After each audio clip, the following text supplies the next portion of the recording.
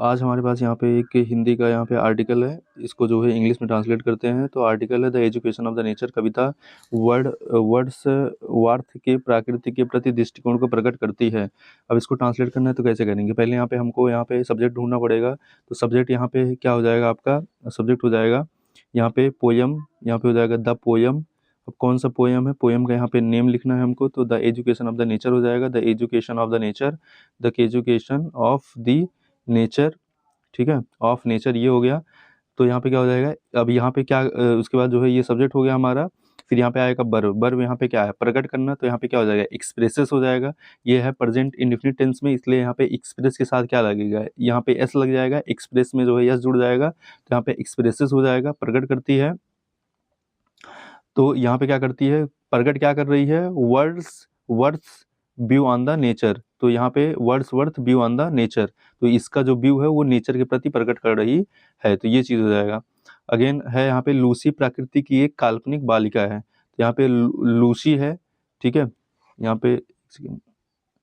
पे लूसी प्राकृतिक की एक काल्पनिक बालिका है। तो यहाँ पे Lucy is an imaginary child of nature. यहाँ पे क्या हो जाएगा? Imaginary child of nature, child of nature. तो ये चीज हो जाएगा, an imaginary child of nature हो जाएगा। अगेन वह मधुर, अबोध व स्वर्गीय है। तो इसका क्या मतलब होगा? यहाँ पे she is sweet, innocent and heavenly. She is sweet, वह जो है मधुर है। अबोध है, अबोध का मतलब होता है इनोसेंट, मतलब अभी उस चीजों को जागरूक नहीं है। एंड स्वर्गीय का मतलब क्या होता है? यहाँ पे हेवनली होता है, ठीक है। हेवन से स्वर्ग होता है, यहाँ पे हेवनली हो गया, स्वर्गीय यहाँ पे ये एज अ एडजेक्टिव यूज हुआ है। तो उसकी जो है विशेषता बता रहा है। तो यहाँ पे वह अपने जीवन के प्रथम 3 वर्ष प्राकृतिक गोद में बिताती है। तो यहाँ पे क्या होगा? सी स्पेंड्स, यहाँ पे सब्जेक्ट क्या है? सी है। अब वो क्या कर रही है? बिता रही है। तो यहाँ पे वर्ब आएगा स्पेंड्स, यहाँ पे प्रेजेंट इंडेफिनिट टेंस है, इसलिए यहाँ पे स्पेंड्स हो जाएगा। She spends the first 3 year of her life, first 3 year of her life, first 3 years of her life, first 3 years of her life in the lap of nature। Lap मतलब क्या होता है? गोद होता है। लैप ऑफ नेचर, ठीक है। तो ये हो जाएगा lap of nature, in the lap of nature, ये हो जाएगा। नेक्स्ट यहाँ पे देखते हैं, वह तैरते हुए बादलों से सौंदर्यपूर्ण गति, बिलो वृक्ष से विनम्रता, तूफान की गति से सुंदरता, हिरन के बच्चों से चंचलता, रात को टिमटिमाते तारों से प्रसन्नता सीखती है।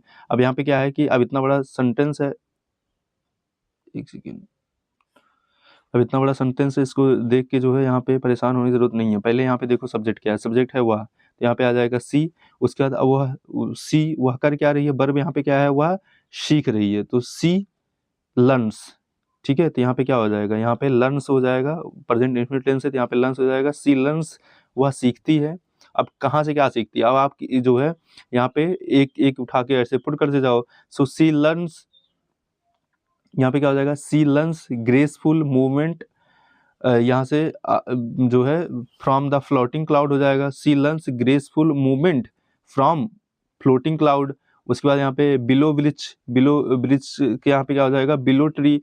तो वहाँ पे ये विनम्रता सीखती है, तो यहाँ पे क्या हो जाएगा? पोलाइटनेस हो जाएगा, या फिर यहाँ पे ग्रेस फॉर्म, यहाँ पे जो है पोलाइटनेस जो है आपका, या फिर मॉडेस्टी हो जाएगा। कहाँ से? यहाँ पे बिलो ट्री से हो जाएगा। फिर तूफान की गति से क्या सीखती है? सुंदरता सीखती है। तो सुंदरता के लिए क्या हो जाएगा? यहाँ पे ग्रेस, ग्रेस मतलब होता है यहाँ पे सुंदरता। From the speed of storm, storm मतलब क्या होता है? तूफान होता है, तो फ्रॉम द स्पीड ऑफ तूफान हो जाएगा, ठीक है। हिरन के बच्चों से चंचलता, सो यहाँ पे जो है यहाँ पे चंचलता मतलब क्या होता है? प्लेफुलनेस होता है। प्लेफुलनेस फ्रॉम फॉन होता है। फॉन मतलब होता है क्या? हिरन का बच्चा, ठीक है। तो यहाँ पे प्लेफुलनेस फ्रॉम फॉन्स, और यहाँ पे क्या हो जाएगा कि प्रसन्नता, happiness from the twinkling star in the night. तो ये हो जाएगा twinkling star in the night, ये चीज़ यहाँ पे हो जाएगा। फिर यह है कि उसके अंदर अनेक गुणों, फिर है प्राकृतिक, उसके अंदर अन्य गुणों का विकास करती है।